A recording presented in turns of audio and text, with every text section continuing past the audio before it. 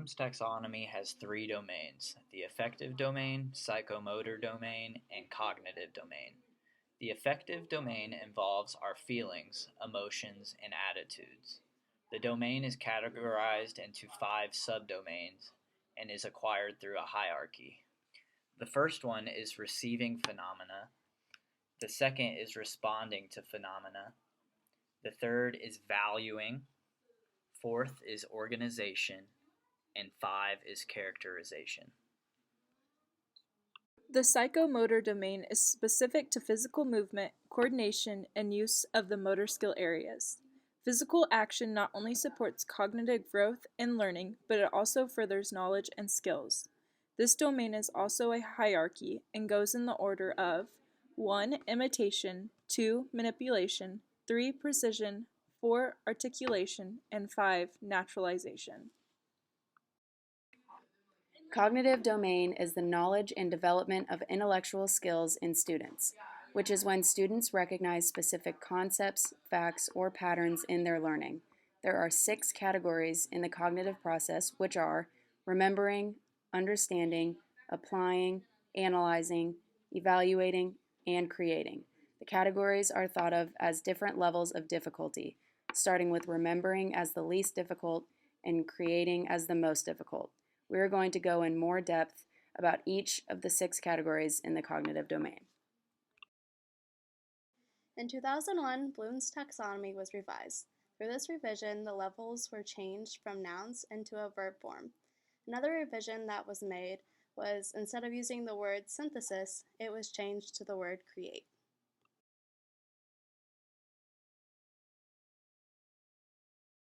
Hello class, welcome back. Now, reflecting back on our water cycle lesson the other day, can you guys tell me the 4 stages of the water cycle? Mallory? Evaporation, condensation, precipitation, and transpiration? Exactly, you nailed it. Good job. Okay, so since Mallory did a great job explaining the 4 stages, Lily, could you tell me what evaporation is in your own words?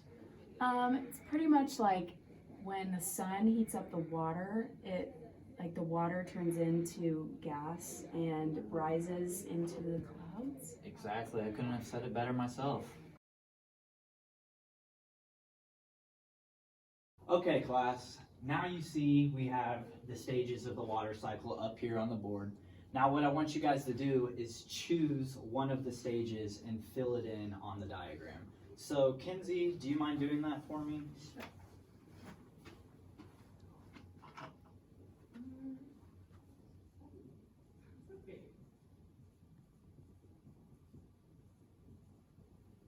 Awesome, that fits there perfectly. Mr. Patrick, what exactly is precipitation? That is a great question. I'm glad you asked that. To simplify it more, it's basically moisture coming from the clouds, and this can be in the form of rain, sleet, snow, or hail. Does that make sense to you? Mm-hmm. Awesome. Okay, class, now I want you guys to answer one question for me. Why is the water cycle important? Why do we need it? Really?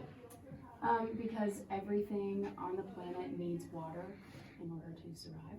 I mean, yeah, it's pretty straightforward.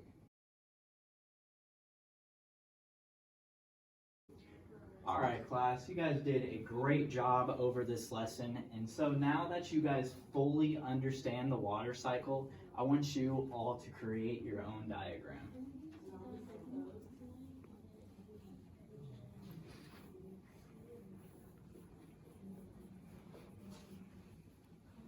Beautiful mountains.